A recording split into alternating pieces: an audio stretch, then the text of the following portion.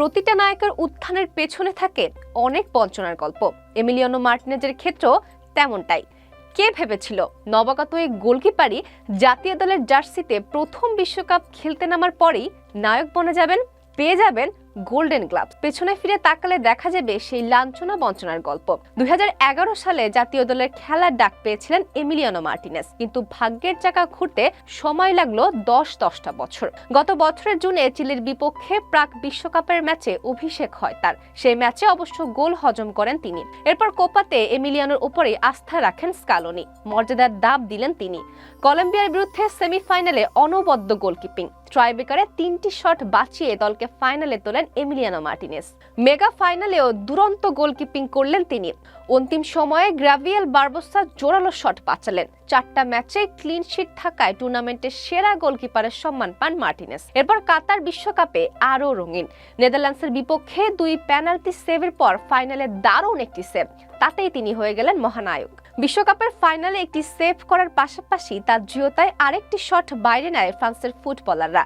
আর match শেষে Martinez বলেন, আমি পেনাল্টিতে খুব ঠান্ডা মাথায় ছিলাম। তারা আমাকে ম্যাচে 3টি শট নিয়ে 3টিতেই গোল করেছে, কিন্তু তারপরে আমি নিজেকে ঠান্ডা রাখি। বিশ্বকাপের এই জয়কে নিজের পরিবারের জন্য উৎসর্গ করেন মার্টিনেজ। তিনি বলেন, আমি খুব ভদ্র ঘরের ছেলে এবং ছোটবেলা থেকেই আমি ইংল্যান্ডে ছিলাম। আমার এই জয় আমার পরিবারকে উৎসর্গ করছে। অথচ এই এমি একটা সময় ছিলেন অবহেলার পাত্র। ক্লাব ফুটবলে 2012 সালে আর্সেনালে সই করেন আর্জেন্টাইন গোলকিপার, তবে কখনোই প্রথম পছন্দের গোলকিপার হিসাবে খেলার সুযোগ পাননি তিনি।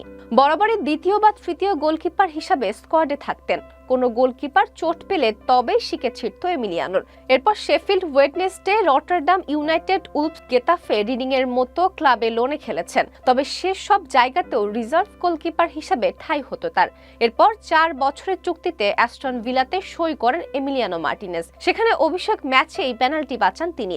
অ্যাস্টন ভিলাতে প্রথম বছর 15টা ম্যাচে কোনো গোল হজম করেননি এমিলিয়ানো, আর সেটাই ক্লাবের রেকর্ড। প্রমাণের মঞ্চ হিসাবে জাতীয় দলের জার্সিকে বেছে নিয়েছেন মার্টিনেজ।